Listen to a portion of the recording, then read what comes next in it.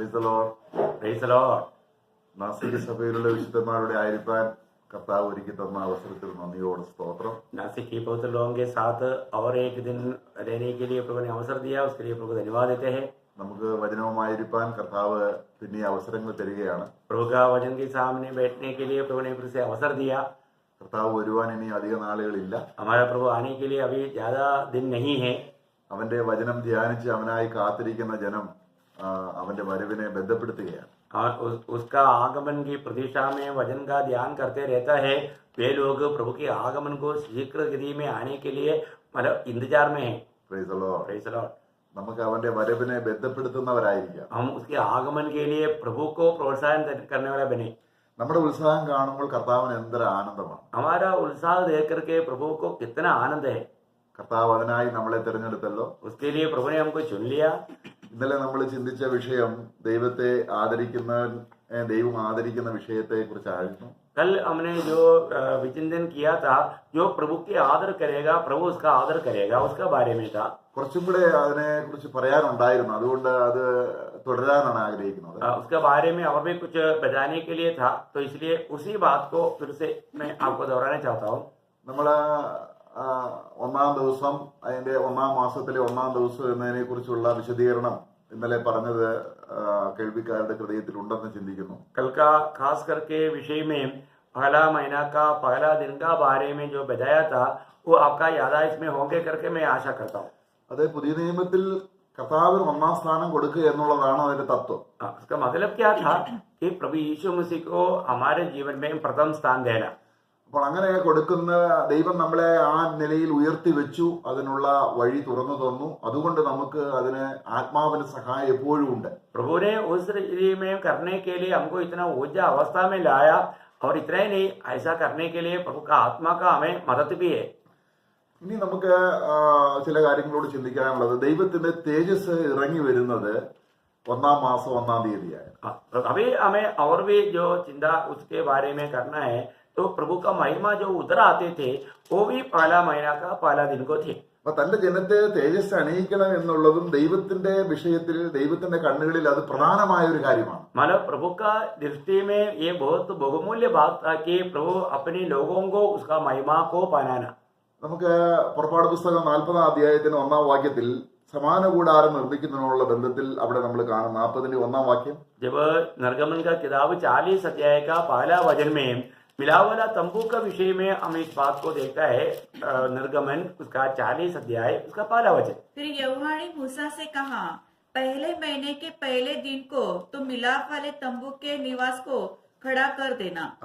അപ്പം നീ അനേക മാസങ്ങൾ കൊണ്ടാണ് സമാന കൂടാരം പണിയുന്നത്. कई महीनों को लेकर के इस मिलावला तंबू को बनाया. അത് പർവ്വതത്തിൽ കാണിച്ചു തന്ന മാതൃക പ്രകാരം തന്നെ പണിയണം. वो भी पहाड़ में प्रभु ने मूसा को जो दिखाया था, उसी छाया में उसी रूप में बनाना. പക്ഷെ അത് കംപ്ലീറ്റ് ചെയ്യേണ്ടത് ഒന്നാം മാസം 1-ാം തീയതി ആയിരിക്കണം. അത് നിർബന്ധമാണ് ദൈവം. परंतु वो काम पूरा करना है उस पहला महीना का पहला दिन को. ये प्रभु को बहुत ही महत्वपूर्ण बात था. എന്നാൽ അത് എന്താണ് ആ ദിവസം തന്നെ അങ്ങനെ തീർക്കണമെന്ന് ദൈവം ഇത്രയും നിഷ്കർഷിച്ച് പറഞ്ഞതെന്ന് മോശയ്ക്ക് അറിയത്തില്ല.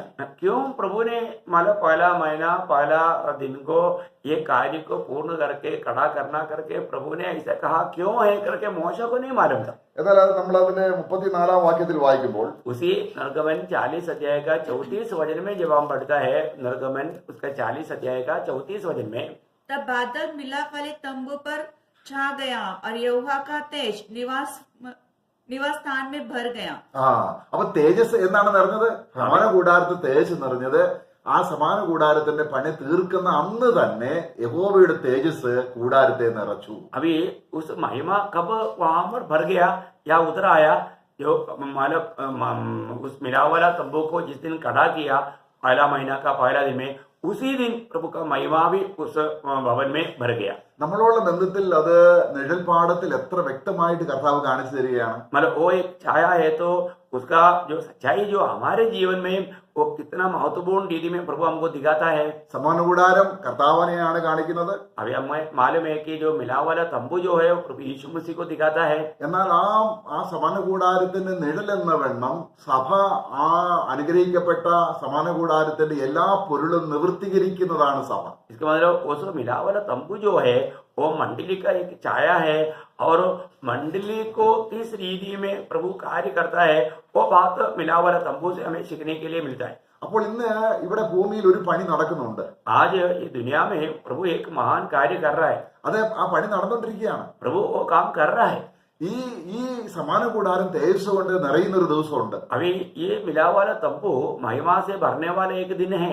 അതിന് അവസാനത്തെ വ്യക്തിയും കൂടെ ആ സമാഗമന കൂടാരത്തിന്റെ പണിയിൽ ചേർക്കപ്പെടണം. उसका मतलब वो जो मिला वाला तंबू में या मंडली में वो आखिरी व्यक्ति भी जोड़ जाना चाहिए, उसको मिलाया जाना चाहिए। ആ ഇപ്പൊ കർത്താവായ യേശുക്രിസ്തു പഴയ നിയമത്തിൽ സമാഗമന കൂടാരം എന്ന നിലയിലായിരുന്നപ്പോൾ ആ സമാഗമന കൂടാരമാകുന്ന ക്രിസ്തുവിൽ ദൈവത്തിന്റെ ആത്മാവ് നിറഞ്ഞ് ദൈവം നിറഞ്ഞിരുന്നത് പോലെ ഇന്ന് കർത്താവ് പണിയുന്ന സഭയിൽ ക്രിസ്തു നിറഞ്ഞ് ക്രിസ്തുവിന്റെ മഹത്വം വെളിപ്പെടുത്തുക എന്നുള്ളതാണ്. अभी जैसा उस मिला वाला तंबू में प्रभु का पूर्ण महिमा उतर करके रहता था, उसी प्रकार नए नियम की मंडली में भी प्रभु का महिमा उतर कर रहना ये प्रभु का इच्छा है। അപ്പൊ നമ്മൾ നേരത്തെ ചിന്തിച്ചതുപോലെ നമ്മള് 1-ാം മാസം 1-ാം തീയതി പാപത്തിന് പരിഹാരം വരുത്തുക, വേർപെടുക, ലോകത്തിൽ നിന്ന് വേർപെടുക, ദൈവത്തിന്റെ തന്നെ തന്നെ സമർപ്പിക്കുക, ദൈവവചനത്തിന്റെ മാധുര്യം നിറഞ്ഞിട്ട് വചനം ദൈവത്തിൽ നിന്ന് പ്രാപിച്ച് മറ്റുള്ളവരോട് പറയുക, ഇങ്ങനെയുള്ള മുൻസ്ഥാനം ദൈവത്തിന് കൊടുക്കുമ്പോൾ അവരെ ആദരിക്കാൻ വേണ്ടിയിട്ട് ദൈവം തന്നെ ഹൃദയത്തിൽ തീരുമാനിച്ചിരിക്കുന്നതാണ് 1-ാം മാസം 1-ാം തീയതി. इसका मतलब पुराना नियम की एक एक बातें एक छाया के रूप में होते थे कि मतलब मिला वाला तंबू को बनाना, उसको खड़ा करना और मतलब उसमें प्रभु का महिमा उतर करके उसको भरना, ये सब पहला महीना का पहला तारीख होना, ये प्रभु उन लोगों को आदर करने के लिए प्रभु ने किया हुआ ये कार्य था। തേജസ് നിറഞ്ഞിട്ട് മോശയ്ക്ക് അവിടെ അകത്ത് കടക്കാൻ കഴിഞ്ഞില്ല. हम देखते हैं कि जब महिमा से भर गया तो मोशा उस भवन के अंदर नहीं जा पाया। നമ്മളെ കുറിച്ചുള്ള ദൈവത്തിന്റെ ആഗ്രഹം എത്ര വലുതാണ്. हमारे प्रति जो प्रभु का योजना जो है वो कितना बड़ा है। അപ്പൊ നമ്മുടെ തേജസ് വർദ്ധിക്കുന്നത് നാം കർത്താവിന് എത്ര സ്ഥാനം കൊടുക്കുന്നു എന്നതിനെ ആശ്രയിച്ചാണ്. हमारे जीवन में हम महिमा को अधिक प्राप्त इसी रीति में करता है कितना अधिक हम प्रभु को सम्मान करता है। ഓരോ ദിവസവും ഓരോ മിനിറ്റും വളരെ സൂക്ഷ്മതയോടെ നമ്മുടെ ജീവിതത്തെ കർത്താവിനായി സമർപ്പിച്ച് കർത്താവിന്റെ ആലോചനയോട് ചേർന്ന് നിൽക്കേണ്ടത് വളരെ ആവശ്യമാണ്. इसका मतलब क्या है कि हमारा जीवन में एक एक क्षण एक एक घड़ी हम प्रभु के साथ लिपटे रहना, प्रभु की इच्छा में बना रहना, ये हमारा सबसे बड़ा जिम्मेवारी है। അങ്ങനെ തന്റെ സഭയെ തേജസ് ഉടിപ്പിച്ച് ഒരു പുതിയ യുഗത്തിലേക്ക് വരികയാണ്. इसी प्रकार अपनी मंडली को महिमा को धारण करवा करके एक नया युग में आएगा। പിന്നെ പഴയതൊന്നുമില്ല. फिर पुराना कुछ भी बात नहीं। ഇന്ന് നമ്മൾ കാണുന്ന രാഷ്ട്രീയമോ ഇന്ന് കാണുന്ന മാനുഷിക നിർമ്മിതികളോ ഒന്നുമില്ലാത്ത ഒരു പുതിയ യുഗത്തിലേക്ക് നമ്മൾ വരുന്നു. आज जो हम दुनिया में देखता है इसी प्रकार का कोई भी पॉलिटिक्स बात ना रहते हुए, कोई रीति रिवाज ना रहते हुए एक नया दुनिया में हम आते हैं। അവിടെ യാതൊരു മലിനതയുമില്ല. उस युग में कोई प्रकार का अशुद्धि या पाप की बात नहीं। അവിടെ ദൈവത്തിന്റെ സമ്പൂർണമായ ഭരണം നടക്കുന്ന ഒരു പുതിയ യുഗം. वहां पर प्रभु यीशु मसीह का पूर्ण रूप में प्रभु का राज है, ऐसा एक युग।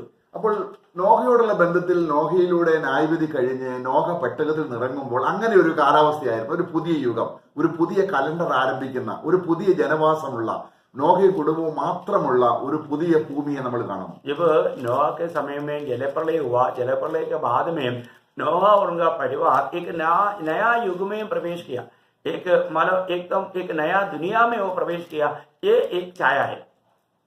അപ്പോൾ നോഹ പെട്ടകത്തിൽ നിന്ന് ഇറങ്ങിയതിനുള്ള ബന്ധത്തിലും ഈ ഒരു നിലയിലുള്ള ചില കാര്യങ്ങൾ കർത്താവിന്റെ വചനത്തിൽ വായിക്കുന്നുണ്ട്. ഉൽപ്പത്തി പുസ്തകം 8-ാം അധ്യായം അതിന്റെ 13-ാം വാക്യം. नोहा जब जहाज से बाहर आया, इस संबंध में कुछ बातों को हमें देखने के लिए उल्पत्ति की किताब 8 अध्याय उसका 13 वचन, उल्पत्ति की किताब 8 अध्याय उसका 13 वचन में हम पढ़ता है। नूह की आयु के 601 वर्ष के पहले महीने के पहले दिन जल पृथ्वी पर से सूख गया। അതിന്റെ അർത്ഥം 1-ാം മാസം 1-ാം തീയതി മോശയ്ക്ക് പെട്ടകത്തിൽ നിന്ന് ഇറങ്ങാൻ തക്കമുള്ള സാഹചര്യം ദൈവം ഒരുക്കി. यहाँ पर हम देखते हैं कि पहला महीना का पहला दिन को नोहा को जहाज से बाहर आने के लिए प्रभु ने मौका बनाया। നോഹ പെട്ടകത്തിൽ നിന്ന് ഇറങ്ങിയപ്പോൾ എങ്ങനെയാണ് സംഭവം? नोह जब जहाज से बाहर आया तो वहां पर क्या हुआ? തന്നെ കളിയാക്കിയവരില്ല, वहां पर उनकी मजाक किया वो लोग नहीं, മല്ലന്മാരില്ല. वहां पर मतलब उस राक्षस लोग नहीं, ആ ആ ഭീകരതയുടെ അവസ്ഥകളെല്ലാം മാറി, उस भयानकता का सारा अवस्था बदल गया നല്ല കാലാവസ്ഥ, और अच्छा मौसम വൃക്ഷത്തിന്റെ എല്ലാം തളിരുകൾ തെളിർത്തു വരുന്ന ഒരവസ്ഥ, और हर एक पेड़ों में नया नया पत्ता देने वाला अनुभव, ഒരു പുതിയ വസന്തം, एक नया समय, ഒരു പുതിയ കായ്കനികൾ. नया नया फल. അങ്ങനെ ഭൂമി ഒരു പുതുക്കപ്പെട്ട് ഒരു ഏദൻ പരദേശിയുടെ അനുഭവത്തിലാണ്. വേറെ ഇപ്പൊ ശാപമൊന്നുമില്ല, നോഹയും കുടുംബം മാത്രമേ ഉള്ളൂ. अभी मृत्यु एक नयापन का अनुभव में, एक प्रकार बोलेगा तो एक एदन बगीचा का अनुभव में है, और कोई ज्यादा वहां पर लोग भी नहीं, सिर्फ नोहा और उनका परिवार है. ഈ ദിവസത്തെ ദൈവം കരുതിയത്, നോഹ ഒരു പുതിയ ജീവിതം ആരംഭിക്കണമെന്ന് ദൈവം ആഗ്രഹിച്ചത് ദൈവഹൃദയത്തിൽ വളരെ നിർണയമായ 1-ാം മാസം 1-ാം തീയതിയായിരുന്നു. जब इस रीति में एक नया शुरुआत करने के लिए प्रभु ने जो इच्छा किया वो पहला महीना का पहला दिन था. ഇത് തന്നെയല്ലേ നമുക്കും കിട്ടാൻ പോകുന്നത്? यही बात हमें भी मिलने जा रहा है. Price the Lord. Praise the Lord. ഒരു വിശ്വാസിയുടെ ഈ പ്രത്യാശ ദൈവസന്നിധിയിൽ എത്ര ശ്രേഷ്ഠമാണ്. एक विश्वासी के जीवन में इस प्रकार का आशा प्रभु का दृष्टि में कितना महत्वपूर्ण है. നമ്മളെ തേജസ്സുടിപ്പിച്ച് ഈ ഭൂമിയിലെ ശാപമെല്ലാം മാറ്റി ദൈവം ഒരു പുതിയ യുഗം കൊണ്ടുവരുമ്പോൾ हमें महिमा पहना करके हर एक श्राप दुनिया से हटा करके ये दुनिया में प्रभु एक नया युग जब लेकर आता है, അതിന് തക്കവണ്ണം ദൈവം കാര്യങ്ങളെ ആ നിലയിൽ ലോകത്തെയും ലോക സംവിധാനത്തെയും ക്രമീകരിക്കുമ്പോൾ उसके योग्य रीति में प्रभु इस दुनिया का सारे प्रबंध जब करता है, उस समय തന്റെ പുത്രനെ മഹാരാജാവാക്കി സഭയുടെ ശിരസാക്കി ലോകത്തെ മുഴുവനും ഭരിക്കാൻ പോകുന്നത് 1-ാം ദിവസം 1-ാം മാസം 1-ാം തീയതി ദൈവദൃഷ്ടിയിൽ ഒന്നാമത്തെ കാര്യമാണ്. इसका मतलब पिता परमेश्वर अपना पुत्र को राजाओं का राजा प्रभुओं का प्रभु होकर के दुनिया का राज कराने के लिए नियुक्त किया हुआ जो दिन है वो पहला महीना का पहला दिन है. അപ്പോൾ നമ്മൾ ഈ ചിന്തിച്ചതായ വിഷയം, हम लोगों ने जो अभी विचार किया हुआ ये जो बातें, ദൈവഹൃദയത്തിലുള്ള ഈ കാര്യം നമ്മുടെ ഹൃദയത്തിലേക്ക് ദൈവത്തിന്റെ ആത്മാവ് കൊണ്ടുവരുമ്പോഴാണ് നമുക്ക് ജ്ഞാനം കിട്ടുന്നത്. परमेश्वर का दिल की ये बात जब हमारा दिल में जब लेकर आता है तभी हमें उस स्वर्गीय ज्ञान मिलता है. നമ്മള് തീത്തോസിന്റെ ലേഖനത്തിൽ വായിക്കുമ്പോൾ നമ്മൾ ഇതിനെതിരെ നിന്ന അല്ലെങ്കിൽ ദൈവത്തിന്റെ നമുക്ക് ഒരു ജ്ഞാനവും ഇല്ലായിരുന്നു എന്ന് അവിടെ വായിക്കുന്നു. നമ്മൾ ടൈറ്റസ് 3:3 വായിക്കുമ്പോൾ എങ്ങനെയാണ് നമ്മുടെ അവസ്ഥ എന്തായിരുന്നു? तीतुस की पत्री में जब हम पढ़ता है उस समय के या प्रभु में आने से पहले हमारी अवस्था का बारे में वो वचन क्या कहता है? तीतुस का किताब उसका 3रा अध्याय 3रा वचन.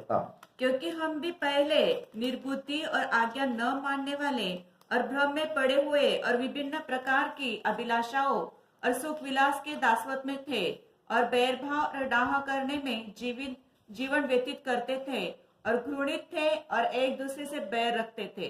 ഇപ്പോൾ ഈ സംഭവത്തിൽ നിന്നെല്ലാം നേരെ ഓപ്പോസിറ്റ് ആയ ഒരു സംവിധാനം നമ്മളിൽ സംഭവിക്കുകയാണ്. अभी तक जो हम नया युग में प्रवेश करने वाले अवस्था के बारे में जो बताया उसका एकदम उल्टा एक अवस्था हमारे जीवन में पहले थे. ബുദ്ധികെട്ടവരായ നമ്മൾ ബുദ്ധിയുള്ളവരാണ്. अभी उस समय में हम बुद्धिहीन थे, परंतु अभी हम बुद्धिमान लोग हैं. നമ്മള് അനുസരണമില്ലാത്തവർ അനുസരണമുള്ളവരാണ്. हम उस समय में आगे नहीं मानते थे, परंतु हम अभी आज्ञाकारिता में हैं. വഴിതെറ്റി നടക്കുന്നവർ ഇനിയും നാനാ മോഹങ്ങൾക്കും ഭോഗങ്ങൾക്കും അനുസരിച്ചല്ല ദൈവത്തിന്റെ ഇഷ്ടത്തിന് തന്നെയാണ്. हम लोग अपने अपने मार्ग में अपनी अपनी इच्छा और अभिलाषा के अनुसार चलते थे, परंतु अभी हम प्रभु की इच्छा में प्रभु के मार्ग में हैं. അപ്പോൾ ഈ നിലയിലുള്ള ജീവിതമെല്ലാം ഇപ്പോൾ സഭാജീവിതത്തിൽ നമുക്ക് ഒരുപക്ഷെ ഇടയ്ക്ക് തെന്നിപ്പോകാൻ സാധ്യതയുണ്ട്.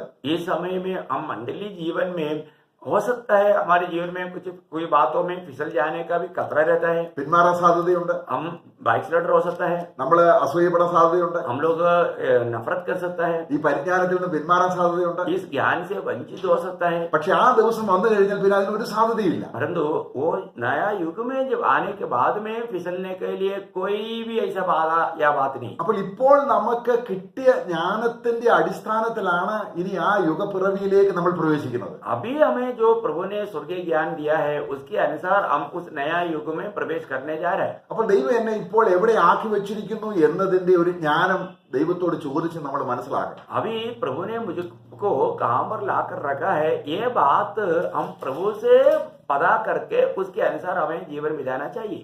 എന്നെ മാനിക്കുന്നവനെ ഞാൻ മാനിക്കും എന്നുള്ളത് നമ്മൾ ആരംഭിച്ചത് ഏലിയുടെ ജീവിതത്തോടുള്ള ബന്ധത്തിലാണ്. കർത്താവിനെയാണ് അത് ആദ്യമായിട്ട് പറയുന്നത്. हमने कल शुरुआत में आपको हमारा पढ़ करके बताया था, जो मेरी आदर करेगा मैं आदर करूंगा, वो एली के संबंध में प्रभु ने उनसे कहा था. അപ്പൊ നമ്മൾ ഇന്നലെ പറയുകയുണ്ടായി, ദൈവം നമ്മളെ 2 പ്രാവശ്യം അല്ലെങ്കിൽ ആദ്യം തന്നെ ആദരിച്ച് ബഹുമാനിച്ച് ഒരു സ്ഥാനത്ത് ഇരുത്തിയിട്ടാണ് ആ ഇരുത്തലിനെ നമ്മൾ പൂർണ്ണമായും പരിഗണിച്ച് നാം ആ പരിജ്ഞാനത്തിൽ നടക്കുമ്പോഴാണ് ഇനിയും ദൈവത്തിന്റെ ആദരവ് ഇനിയും വരാൻ പോകുന്നത്. हमने कल भी देखा था कि प्रभु को पहले हम आदर देने से पहले प्रभु ने हमारा आदर किया और एक अच्छा अवस्था में प्रभु ने हमको लाकर रखा.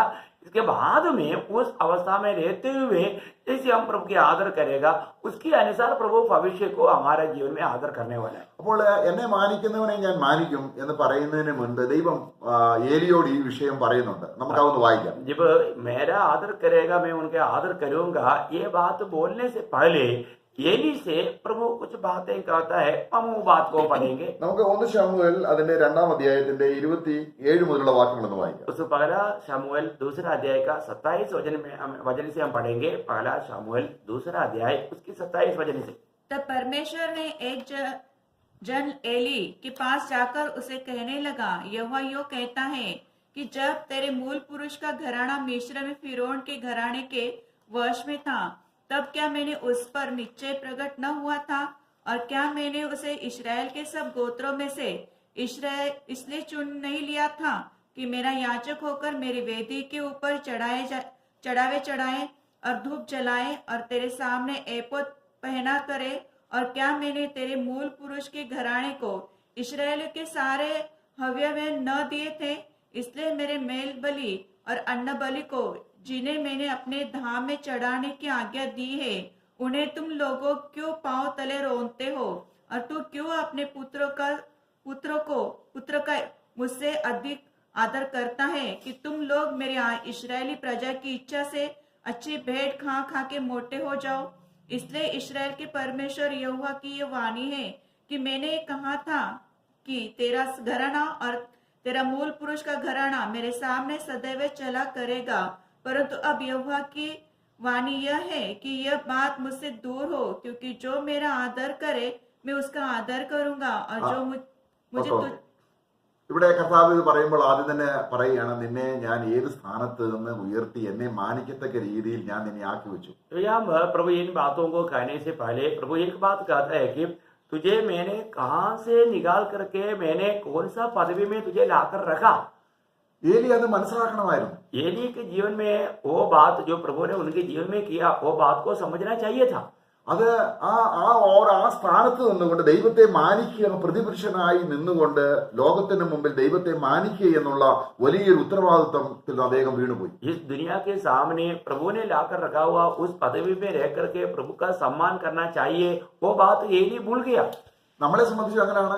हमारे संबंध में भी ऐसा ही है. നമ്മൾ നേരത്തെ ബുദ്ധി കെട്ടവരാണ്. हम एक समय में बुद्धिहीन थे, ഒരു യോഗ്യതയുമില്ല. हमारे में कोई योग्यता नहीं. പക്ഷെ ക്രിസ്തുവിൽ നമ്മളെ ആ ദൈവം ആക്കി വെച്ചത് ആ ദിവസം തന്നെ നമ്മൾ പുരോഹിതന്മാരാണ്.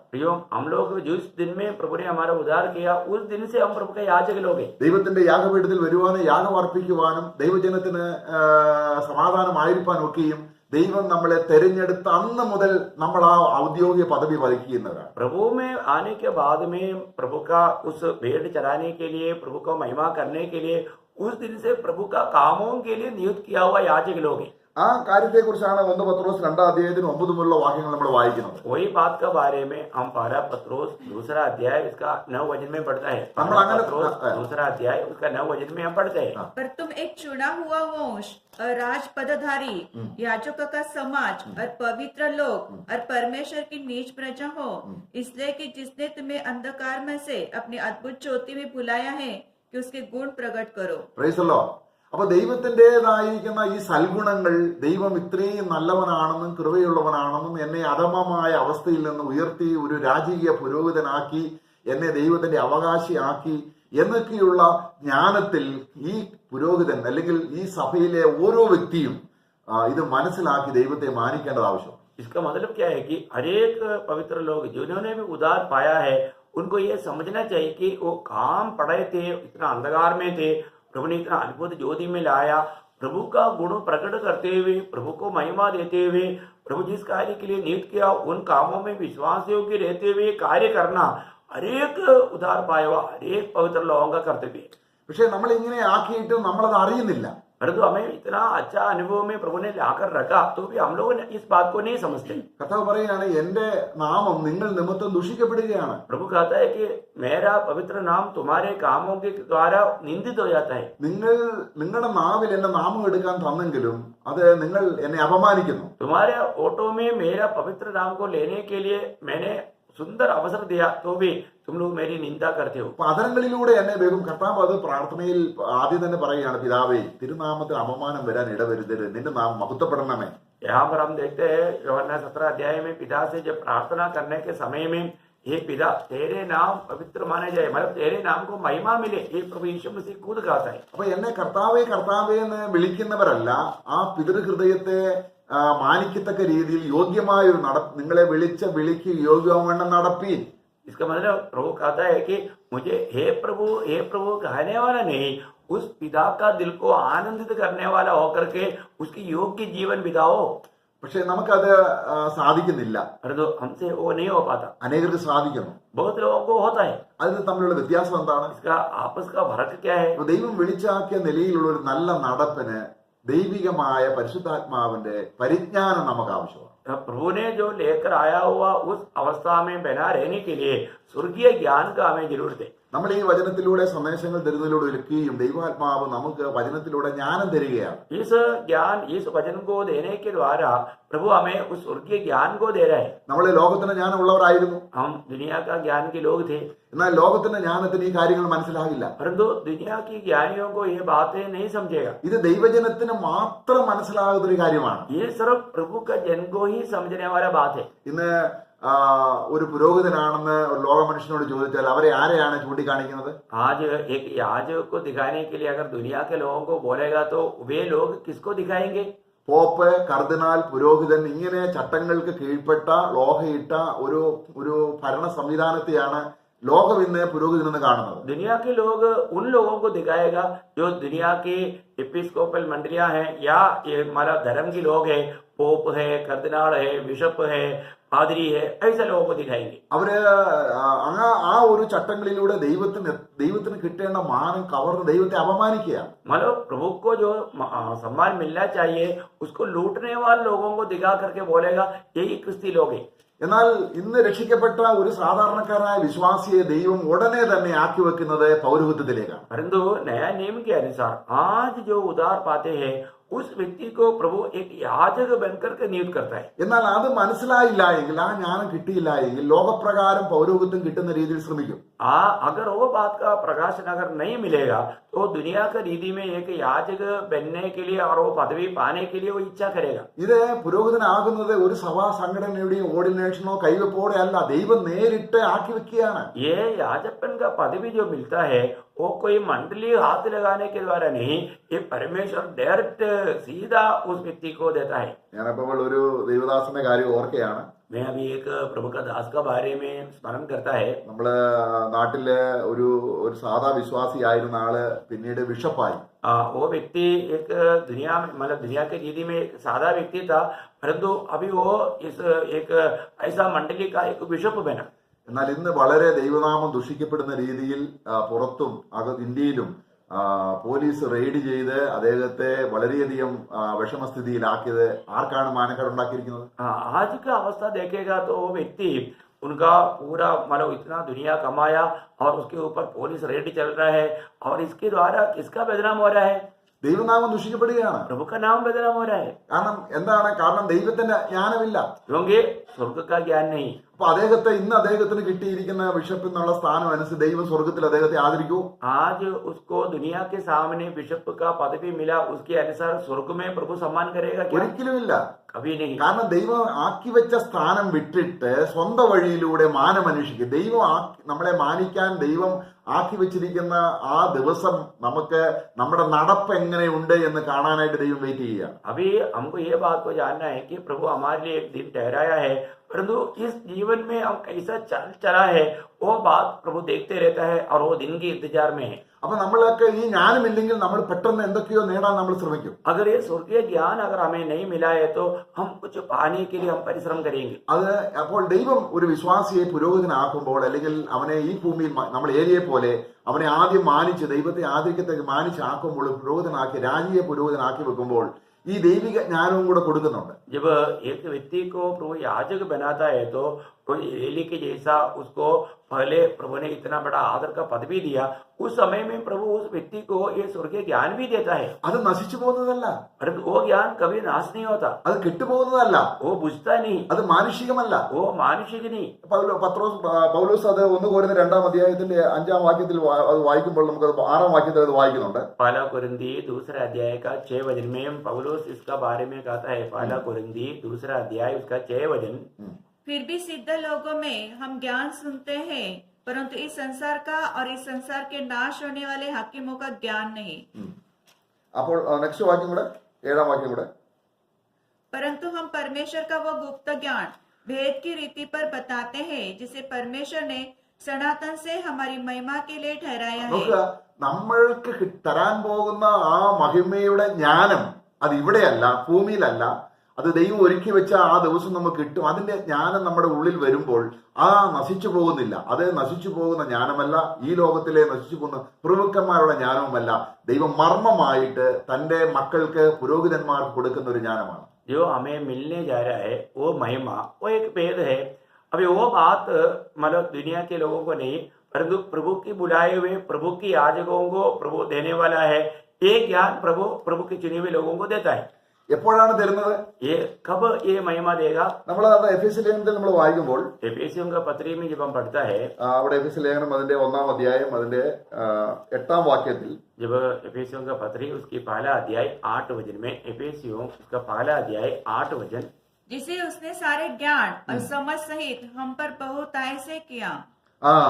അപ്പൊ നമുക്ക് സൗജന്യം അവിടെ അതിന്റെ 6 വാക്യത്തിൽ വായിക്കുകയാണ്. നമുക്ക് സൗജന്യമായി നൽകിയ തന്റെ കൃപ, സൗജന്യമായി നമ്മളെ ദത്തെടുത്ത് നമ്മളെ തിരഞ്ഞെടുത്ത് നമ്മളെ ദൈവമാനാക്കി നമ്മളെ രക്ഷിക്കപ്പെട്ട അന്ന് ആ ജ്ഞാനം തന്നിട്ടുണ്ട്. उसका 6 वचन में भी हम पढ़ता है, वो प्रभु ने हमें मुफ्त में वो ज्ञान को दिया. मुफ्त में दे करके प्रभु सेत में दिया. सेत में दिया. सेत में दे करके प्रभु ने हमको मतलब पहले से ये ज्ञान दे चुका है. പക്ഷെങ്കിൽ നമുക്കത് ആ 1-ാം ദിവസം ദൈവം നമ്മളെ തിരഞ്ഞെടുത്ത ജ്ഞാനം ഉണ്ടെങ്കിലും നമ്മൾ പ്രാർത്ഥനയിലൂടെയും ദൈവത്തെ അന്വേഷിച്ചും നമ്മുടെ ഹൃദയങ്ങളിൽ അത് പ്രകാശിപ്പിക്കേണ്ടത് ആവശ്യമാണ്. हमारे जीवन में प्रभु ने यह ज्ञान दिया है, तभी भी हमें प्रार्थना के द्वारा और मनन करने के द्वारा इस ज्ञान को हमें प्रकाशित करना चाहिए. പ്രാർത്ഥനയുടെ വലിയൊരു കാര്യം, ദൈവത്തെ ആദരിക്കുന്നവനാണ് പ്രാർത്ഥിക്കുന്നത്. एक व्यक्ति जो प्रार्थना करता है वो प्रभु का आदर करने वाला व्यक्ति. പ്രാർത്ഥിക്കുമ്പോൾ എന്ത് സംഭവിക്കുന്നു? प्रार्थना करने के समय में क्या होता है? നാം അവന്റെ പാദപീഠത്തിൽ മുഴങ്കാൽ വീഴുന്നു. हम उसकी पादस्थान में घुटने में आता है. കർത്താവെ, നിന്നെ കർത്താവെന്ന് വിളിച്ച് ഞാൻ ആദരിച്ച് ബഹുമാനിച്ച് നിന്നെ സ്വീകരിച്ചതുപോലെ ഓരോ നിമിഷവും ഞാൻ നിന്റെ സന്നിധിയിൽ കർത്തൃത്വം നിന്റേതാണെന്ന് കണ്ട് ഞാൻ കീഴടങ്ങി നിനക്ക് കീഴ്പ്പെട്ട് നിന്നെ അനുസരിക്കാൻ ഞാൻ കീഴ്പ്പെടുന്നു. उस समय में वो प्रभु को उपस्थिति में घुटना टेककर प्रभु को कहता है कि प्रभु आप मेरा प्रभु है, मैं आपका हर बात को मानने के लिए मैं अपने आप को समर्पण करता हूँ बोल के उसके सामने घुटना टेक करके प्रभु को ये बात बताता है. പ്രാർത്ഥിക്കുമ്പോൾ ദൈവം വലിയവനാണെന്നും ഞാൻ ചെറിയവനാണെന്നും കാണിക്കുകയാണ്. और प्रार्थना करने के समय में प्रभु मैं बहुत बड़ा है और मैं छोटा है ये बात को दिखाता है. എന്നാൽ എന്റെ ഞാൻ ചെറിയവനാണെന്ന് പറയുന്നത് ആ ദൈവം അങ്ങനെ എന്നെ ചെറിയവനാക്കി കാണാനല്ല ആഗ്രഹിക്കുന്നത്, എന്നെ വലിയവനാക്കാനാണ് ആഗ്രഹിക്കുന്നത്. मैं अपने आप को छोटा करने पर भी प्रभु हमें छोटा करने के लिए नहीं, प्रभु हमें बड़ा करने के लिए प्रभु चाहता है. അപ്പോൾ ജ്ഞാനത്തിന്റെ അടിസ്ഥാനത്തിലാണ് ഈ നമുക്ക് ഈ ദൈവത്തെ മാനിക്കാൻ അറിയുന്നത്. अभी जितना हमें प्रभु का ज्ञान है, स्वर्गीय ज्ञान है, उसके अनुसार ही हम प्रभु का आदर करेगा. അപ്പൊ ആ മുകളിൽ 8-ാം വാക്യത്തിൽ പറയുന്ന ജ്ഞാനം സകല ജ്ഞാനവും വിവേകവുമായി നൽകിയിരിക്കുന്നു. പക്ഷെങ്കിൽ നമ്മളത് പ്രാർത്ഥനയിലും, അടുത്ത വാക്യം നമ്മൾ വായിക്കുകയാണ്, അതിന്റെ 18 വാക്യങ്ങൾ നിങ്ങളുടെ ഹൃദയ ദൃഷ്ടി പ്രകാശിപ്പിക്കാൻ പ്രാർത്ഥിക്കണം. जब उस 8 वचन में हमें प्रभु ने उस ज्ञान और वो विवेक दिया है और उस बात का बारे में उसका 18 वचन में पढ़ता है कि तुम्हें उस बात को जानने के लिए तुम्हारा हृदय का दृष्टि प्रकाशित हो. ആ ദൈവവും മഹത്വമുള്ള പിതാവായ നിങ്ങൾക്ക് തന്നെ കുറിച്ചുള്ള പരിജ്ഞാനത്തിൽ ജ്ഞാനത്തിന്റെയും വെളിപ്പാടിന്റെയും ആത്മാവിനെ തരേണ്ടതിനും നിങ്ങളുടെ ഹൃദയനെറ്റി പ്രകാശിച്ചിട്ട് അവനെ വിളിയാനുള്ള ആശ. ദൈവം എന്തിനാണ് നമ്മളെ വിളിച്ചത്? നമ്മളെ മാനിക്കാനാണ് ദൈവം വിളിച്ചിരിക്കുന്നത്. प्रभु ने हमें इसलिए बुलाया है, वो बुलाहट का आशा कितना बड़ा है, प्रभु का सामर्थ्य कितना बड़ा है वो जानना है. तो इसका मतलब प्रभु ने हमें क्यों बुलाया? उस आशा भरा जीवन बिताने के लिए बुलाया. അപ്പോൾ ഈ ജ്ഞാനം അറിയുന്നത് തന്നെ എത്ര വലിയ അനുഗ്രഹമാണ്, എത്ര പദവിയാണ്. इस बात को जानना ही कितना बड़ा आशीष की बात है, कितना बड़ा पदवी की बात है. ദൈവം വിളിച്ച് വേർതിരിച്ച് ഈ ജ്ഞാനം തരികയാണ്. प्रभु हमें बुला करके अलग करके प्रभु ये ज्ञान हमें देता है. അപ്പൊ ഈ ജ്ഞാനം നമുക്ക് കിട്ടിക്കഴിഞ്ഞാൽ ലോകപ്രകാരമുള്ള ഒന്നും നമ്മൾ അന്വേഷിക്കത്തില്ല. ये स्वर्गीय ज्ञान हमें मिलने के बाद में हम दुनिया की बातों के पीछे नहीं भागेंगे, उसकी खोज में नहीं लगा रहेंगे. നമ്മൾ ലോകത്തിന്റെ ആത്മാവിനെ അല്ല, हम लोग दुनिया की आत्मा को नहीं, ദൈവം നമുക്ക് സൗജന്യമായി നൽകിയത് അറിയുവാനായിട്ട് അവന്റെ ആത്മാവിനെ എത്ര നൽകി തന്നിരിക്കുന്നു. प्रभु ने हमें मुफ्त में प्रभु इस बातों को जानने के लिए प्रभु की आत्मा को प्रभु ने हमें दिया. ഈ ജ്ഞാന വിഷയം മുഴുവൻ ആത്മാവിന്റെ ശുശ്രൂഷയിൽപ്പെട്ട ഒരു കാര്യമാണ്. ये ज्ञान की बात सब आत्मा की सेवकाई की बातें हैं. അപ്പൊ നമ്മള് യാക്കോബിന്റെ ലേഖനത്തിൽ നമ്മൾ വായിക്കുന്നുണ്ടത്. जब याकूब की पत्री में हम इस बात को पढ़ते हैं, നമ്മൾ യാക്കോബിന്റെ പുസ്തകം 1-5 നിങ്ങളിൽ ഒരുവന് ജ്ഞാനം കുറവാകുന്നുവെങ്കിൽ, याकूब का पत्री उसकी पहला अध्याय 5 वचन में, याकूब पहला अध्याय का 5 वचन में पढ़ता है कि यदि तुम में किसी को ज्ञान कम हो. അപ്പൊ എങ്ങനെയാണ് കുറവാകുന്നത്? कैसा कम होता है? എല്ലാവർക്കും രക്ഷിക്കപ്പെട്ട എല്ലാവർക്കും ഒരുപോലുള്ള പദവിയല്ലേ? हम उदार पाए हुआ हरेक लोगों को एक ही पदवी है ना. നമ്മൾ നേരത്തെ 10 ദിവസം ലേഖനത്തിൽ വായിച്ചു, നമ്മളെല്ലാവരും രാജ്യപുരോഹിത വർഗമാണ്. हमने पहला पत्रोस 2 अध्याय का 9 वचन में अभी थोड़ी देर में पढ़ा था कि हम जो भी चुने हुए लोग हैं सब राजकीय याजकगण हैं. എന്നാൽ എല്ലാവരും ദൈവം ആക്കി വെച്ച ആ മഹത്വം കാണാനും ആന്തരികമായി ദൈവത്തോടൊപ്പം നടക്കാനും താഴ്ത്തി പ്രാർത്ഥിച്ച് ദൈവജ്ഞാനം പ്രാപിക്കുന്നില്ല. परंतु सभी लोग जैसा प्रभु ने जो पदवी में लाया उस पदवी में पहुंच करके अपने आप को नम्र करके उस अवस्था में वो ज्ञान के अनुसार जीवन नहीं बिताता. അപ്പൊ പ്രാർത്ഥിക്കുന്നവർക്കേ അത് കൂടുതലായി ലഭിക്കുകയുള്ളൂ. जो व्यक्ति प्रार्थना में लगा रहेगा उसी व्यक्ति को ये प्रकाश ज्यादा मिलेगा. അതാ മുട്ടുവീൻ നിങ്ങൾക്ക് തുറക്കപ്പെടും, അന്വേഷിപ്പിൻ കണ്ടെത്തു എന്നൊക്കെ പറയുന്നത് ഈ ജ്ഞാനത്തെ കുറിച്ചാണ്. इसलिए प्रभु ने कहा था अगर खड़खड़ाओ तो उनके लिए खोला जाएगा, ढूंढो तो पाओगे. ये सब प्रभु ने इसके लिए बताया. അത് ജ്ഞാനമില്ലാത്തവർ മറിച്ച് ലോകത്തിന്റെ വിഷയത്തിലേക്ക് കൊണ്ടുപോയി നമ്മളെ തെറ്റായിട്ട് വഴി നടത്തും. परंतु जिसको ये स्वर्गीय ज्ञान नहीं है वो दुनिया के और हमको बहकाएंगे और हमें भड़काएंगे. ആത്മീയമായി സഭയെ നയിക്കുന്നവർക്ക് ആത്മീയമായി അന്ധതയുള്ളവരാണെങ്കിൽ മറ്റുള്ളവരെ അന്ധതയിലേക്ക് നയിക്കും. अगर आत्मिक अगुवा लोग अगर इस बारे में अगर प्रकाश नहीं है तो वो दूसरे लोगों को भी उस अंधकार में ले जाएंगे. അപ്പൊ കുരുടനെ വഴി നടത്തും. अंधा अंधे को अगुवाई करेगा. അതുകൊണ്ട് ആത്മാവിനെ തന്നെ, ദൈവത്തിന്റെ പരിശുദ്ധാത്മാവിനെ തന്നെ നമുക്ക് തന്നിരിക്കുകയാണ്. നമ്മൾ ഒരു വിധത്തിലും കുരുടതയുടെ അവസ്ഥയിലല്ല, പിന്നെ കണ്ണ് തുറന്ന് വ്യക്തമായി കാര്യങ്ങൾ കാണത്തക്കവണ്ണം ആത്മാവ് നമ്മളെ പ്രകാശിപ്പിക്കുകയാണ്. इसलिए प्रभु ने हमें मतलब दुनिया के आत्मा नहीं दिया, हमें अंधापन का अनुभव नहीं दिया. प्रभु ने अपना ही आत्मा दिया ताकि हम प्रकाश पा करके लोगों को प्रकाश दे. അപ്പൊ നമുക്ക് സമാന കൂടാരത്തെ കുറിച്ച് നമ്മൾ നേരത്തെ ചിന്തിച്ചു. മോശ സമാന കൂടാരം പണിതു. जैसे हम मिला वाला तंबू के बारे में हमने देखा कि मूसा ने उस तंबू को बनाया. എന്തുകൊണ്ടാണ് 1 മാസം 1 തീയതി പണി തീർന്ന ദിവസം തേജസ് കൊണ്ട് നിറഞ്ഞത്? क्यों पहला महीना का पहला दिन को मतलब प्रभु का महिमा से वो मिला वाला तंबू भर गया? അത് ദൈവവചനത്തിന്റെ ക്രമപ്രകാരം ആത്മാവിനാൽ പണിതുകൊണ്ടാണ്. वो परमेश्वर के वचन के अनुसार पवित्र आत्मा की अगुवाई से वो सब किया, इसके लिए ऐसा हुआ.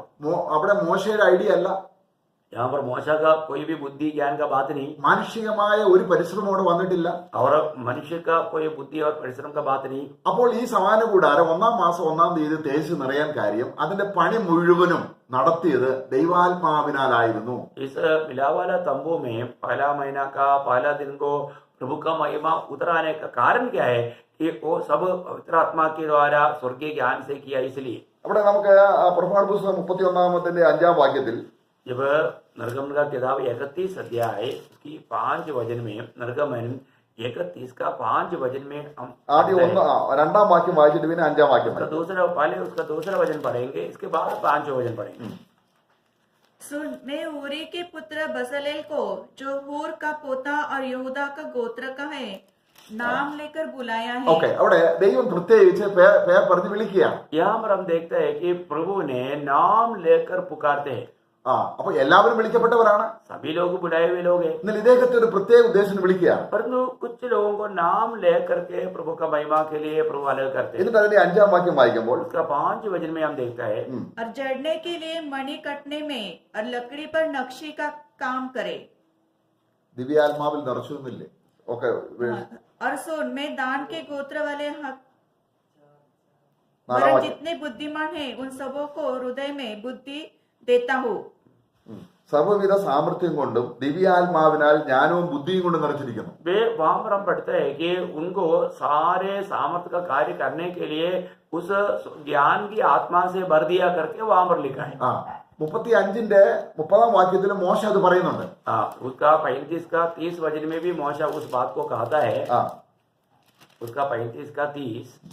तब मूसा ने इस्राएल से कहा, सुनो, यहोवा ने यहूदा गोत्र वाले बसालेल को, जो ऊरी का पुत्र और हूर का पोता है, नाम लेकर बुलाया है അവർ പഠോ और उसे उसको परमेश्वर के आत्मा से ऐसा परिपूर्ण किया है. അവിടുത്തെ പ്രധാന വിഷയം ദിവ്യ ആത്മാവിനാൽ നിറച്ചിരിക്കുന്നു. यहाँ पर हम देखते हैं कि बसलेल को प्रभु ने परमेश्वर की आत्मा का ज्ञान से भर दिया करके देखते हैं. അപ്പം സമാന കൂടാരം പണിത് എങ്ങനെയാണ്? इसका मतलब मिला वाला तंबू कैसे बनाया?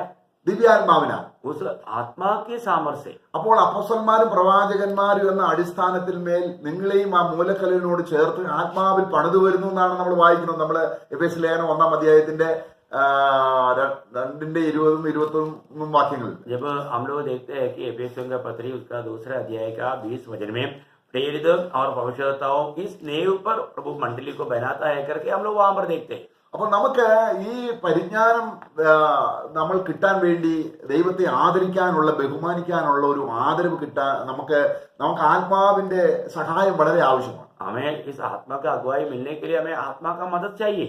നമ്മൾ ആത്മാവിൽ നിറയുമ്പോൾ ആത്മാവിനനുസരിച്ച് ദൈവത്തിന് യോഗ്യമെന്ന് നടക്കും. जब हम आत्मा में भर जाता है तब हम आत्मा में चलते हुए प्रभु का योग्य जीवन बिताते हैं. നമ്മുടേതായിരിക്കുന്ന പഴയ നടപ്പ് കംപ്ലീറ്റ് നമ്മളെ വിട്ടുപോകും. हमारा वो पुराना चाल चलन जो है वो पूर्ण रूप में हमसे अलग हो जाएंगे. അപ്പോൾ ഇന്ന് കർത്താവിന്റെ ആത്മാവ് എല്ലാ വിശ്വാസിയിലും ഉണ്ട്. आज उदार पाया हुआ, नया जन्म पाया हुआ सभी पवित्र लोगों में प्रभु की आत्मा है. എന്നാൽ ദൈവം നമ്മളെ വിളിച്ചതിന്റെ ഉദ്ദേശം നമ്മൾ ശരിയായി കാണാതിരിക്കുമ്പോൾ നമ്മളെയും ലോകത്തിലുള്ള കാര്യങ്ങളിലേക്കും നമ്മുടെ ഹൃദയം തിരിയുമ്പോൾ ആത്മാവ് ദുഃഖിക്കുകയാണ്. अगर हम इस काम के लिए प्रभु ने हमको बुलाया वो बात को अगर हम ना जाने और उसके अनुसार जीवन नहीं बिताए तो हम क्या करेंगे? हम दुनिया की ओर मुड़ेंगे. നാം ആത്മാവിനെ അനുസരിച്ച് നടന്നില്ലെങ്കിൽ നാം ദോഷരീതിയിൽ നമ്മൾ ആയിപ്പോകും. अगर हम आत्मा के अनुसार नहीं चलेगा तो हम दुनिया के रीति में बुराई में चले जाएंगे. നമ്മള് റോമാലേഖനം 1-ന്റെ 28-ാം വാക്യത്തിൽ എന്താ വായിക്കുന്നത്? रोमियो का पत्री 1 अध्याय 28 वचन में हम क्या पढ़ते हैं? रोमियो उसका 1 अध्याय का 28 वचन. जब उन्होंने परमेश्वर को पहचानना न चाहा तो परमेश्वर ने भी उन्हें उनके निकम्मे मन पर छोड़ दिया. അപ്പൊ ദൈവം തന്റെ ആത്മാവിൽ നയിച്ച് നമ്മളെ ആത്മാവിൽ ജീവിച്ച് ആത്മാവിൽ പരിജ്ഞാനത്തിൽ ദൈവത്തെ പരിജ്ഞാനത്തിൽ ഗ്രഹിക്കണം. ആത്മാവ് തരുന്ന ജ്ഞാനത്തിൽ ഗ്രഹിക്കണം. देखिए प्रभु ने हमें दिया हुआ आत्मा की योग्य जीवन बिताना चाहिए. नहीं तो क्या होगा? अभी हमने यहाँ पर पढ़कर सुना. तो हमें उस आत्मा के अनुसार जीवन बिताना चाहिए. അവിടെ വിത്ത് വിതയ്ക്കുന്ന ഭൂമിയിൽ കർത്താവ് 4 തരത്തിലുള്ള ഹൃദയത്തെ കുറിച്ച് പറയുകയാണ്. जब बीज बोने का दृष्टांत में प्रभु ने 4 प्रकार का जमीन के बारे में वहां पर बताता है. അത് ഒരു തരത്തിലുള്ള ഹൃദയം മാത്രമേ ഫലം കായ്ക്കുന്നുള്ളൂ. उसमें हम देखते हैं कि सिर्फ एक ही जमीन का जो मानो बीज है वो फल लाता है. അത് ഒന്ന് റോക്കിയായി വഴികരിക്കലുള്ളത്, മറ്റേത് പാറസ്ഥലം, മറ്റേത് മുള്ളിനിടയിൽ. अब बाकी तीनों जो है एक सड़क में गिरता है और एक चट्टान के ऊपर गिरता है और एक झाड़ियों के बीच में गिरता है. वो तीनों भाग वो फल नहीं लाता. എന്നാൽ ഒരു പ്രത്യേക തരം മണ്ണ്, परंतु एक विशेष प्रकार का मिट्टी, അവിടെ നമുക്ക് അതൊന്ന് വായിക്കാൻ വേണമെങ്കിൽ ചാപ്റ്റർ 4 हम चाहे तो उसको पढ़ेंगे. मार्क का सुसमाचार 4 अध्याय में 17 മുതലുള്ള വാക്യങ്ങൾ, 17 മുതൽ 20 വരെയുള്ള വാക്യങ്ങൾ വായിക്കാം. 17 से 20 तक पढ़ेंगे. मार्कोस उसका 4 अध्याय 17 से 20. परंतु अपने भीतर जड़ न रखने के कारण वे थोड़े ही दिनों के लिए रहते हैं. इसके बाद जब वचन के कारण उन पर क्लेश या उपद्रव होते हैं तो वे तुरंत होकर खाते हैं. നോക്കുക, നമ്മൾ ഈ ദൈവിക ജ്ഞാനം നമുക്ക് കിട്ടുമ്പോൾ നമുക്ക് എന്ത് കഷ്ടത വന്നാലും പിന്മാറി പോകാതെ നമുക്ക് ജ്ഞാനമുണ്ട്. നമുക്കറിയാം ഇതിന്റെ പിന്നിൽ ദൈവം അത് അനുഗ്രഹത്തിന് വേണ്ടി വെച്ചിരിക്കുകയാണ്. हमें इस स्वर्गीय ज्ञान मिलने के बाद में कितना भी प्रतिकूल आएगा तो भी कभी भी हम पीछे नहीं हटेगा, क्योंकि हमें प्रभु ने स्वर्ग का ज्ञान दे रखा है। പൗലോസ് ആണ് അപ്പോസ്തലന്മാരിൽ ഏറ്റവും അധികം കഷ്ടതയിലൂടെ പോയത്. हमें मालूम है कि प्रेरित पौलुस प्रेरितों में सबसे ज्यादा कष्ट में होकर गुजरा, പക്ഷെ എനിക്കിങ്ങനെ വന്നല്ലോ എന്നുള്ള ഒരു വിധത്തിലും താൻ പിറുപിറുക്കുന്നില്ല. परंतु उसका जीवन में, मेरे जीवन में ऐसा आया बोल करके उन्होंने कभी कुड़कुड़ाया नहीं। അദ്ദേഹം പറയുകയാണ്, ക്രിസ്തുവിന്റെ ശക്തി എന്റെ മേൽ ആവസിക്കേണ്ടതിന് ഞാൻ ബഹു സന്തോഷത്തോടെ കഷ്ടങ്ങളിൽ പ്രശംസിക്കും. वो कहता है मसीह के लिए इस प्रकार का कष्ट मेरे जीवन में आया तो मैं बड़ी आनंद के साथ में इन बातों को सहता हूँ। അപ്പൊ അദ്ദേഹത്തിന് ജ്ഞാനമുണ്ട്. इसका मतलब उनको स्वर्गीय ज्ञान है। ഇത് ഞാൻ കഷ്ടപ്പെടാൻ എന്നെ തന്നെ കർത്താവിനായിട്ട് കൊടുത്താൽ അവന്റെ ശക്തി എന്നിൽ വ്യാപരിച്ച് അവന്റെ ആത്മാവാണ് വ്യാപരിക്കുന്നത്, ഞാനല്ല. इसका मतलब इस कष्ट में होकर के जब हम गुजरेंगे तो मुझे और भी अनुग्रह मिलेगा, क्योंकि ये मैं नहीं कर रहा है, प्रभु का आत्मा ये काम कर रहा है। ദൈവ ഇസ്രായേൽ മക്കളോടുള്ള ബന്ധത്തിൽ പറയുന്നത്, നിങ്ങൾ 10 പ്രാവശ്യം പിറുപിറുത്ത് നിങ്ങളുടെ അനുഗ്രഹങ്ങൾ നിങ്ങൾ നഷ്ടമാക്കി. हाँ, इसराइल के बारे में प्रभु ने कहा कि तुमने 10 बार मेरे खिलाफ कुड़कुड़ाया और तेरा जो आशीष को तूने खो दिया। അപ്പൊ ഇവിടെ ഒരു പ്രധാന കാര്യം, കഷ്ടങ്ങളും പ്രയാസങ്ങളും വരുമ്പോൾ പിന്മാറി പോകുന്നെങ്കിൽ ദൈവത്തെ നമ്മൾ അനാദരിക്കുക. यहाँ पर अगर हम कष्ट और प्रतिकूल जब आता है उस समय में अगर हम पीछे हट जाता है तो हम प्रभु का अनादर करता है। ഈ കാര്യത്തിൽ വിശ്വാസികൾക്ക് വിശ്വാസത്തിന് പരിശോധനയുണ്ട്. इस बातों में विश्वासियों को विश्वास का परख है। നമ്മൾ റോമലേഖനം അതിന്റെ 4-ാം അധ്യായം അതിന്റെ 19-20 വാക്യം ഒന്ന് വായിക്കുമ്പോൾ വളരെതായിരിക്കുന്ന സാഹചര്യത്തിന് വിരുദ്ധമായ രീതിയിലാണ് അബ്രഹാം തന്റെ വിശ്വാസത്തെ കൊണ്ടുപോയത്. विश्वासियों का पिता अब्राहम के जीवन में रोमियों का पत्री 4 अध्याय का 19-20 वचन में वो लोग विश्वास के खिलाफ के इतना प्रतिकूल थे तो भी उसकी विरुद्ध में अब्राहम ने अपने विश्वास में कायम रह करके आगे बढ़ा। वह जो 100 वर्ष का था, अपने मरे हुए शरीर और सारा की गर्भ की मरी हुई की दशा जानकर भी विश्वास में निर्बल न हुआ और न अविश्वासी होकर परमेश्वर की प्रतिज्ञा पर संदेह किया, पर विश्वास में दृढ़ होकर परमेश्वर की महिमा की. പ്രതികൂല സാഹചര്യങ്ങളിൽ വിശ്വാസത്തിൽ ഉറയ്ക്കുമ്പോൾ ദൈവത്തിന് മഹത്വമാണ്, ദൈവത്തെ മാനിക്കുകയാണ്. जब हम हमारे जीवन में आने वाला प्रतिकूलों में हम उसमें पक्का बन करके प्रभु को महिमा देता है तो उससे द्वारा प्रभु का आदर करता है. നമ്മളെ വിശ്വാസത്തിൻ്റെതായിരിക്കുന്ന ആ പരിശോധനയിലൂടെ വിടുമ്പോൾ നമ്മൾ ക്ഷീണിച്ച് തളർന്നു പോകുന്നതിന്റെ കാര്യം എന്താണ്? നമുക്ക് ആത്മാവിന്റെ സഹായം, ജ്ഞാനമില്ല.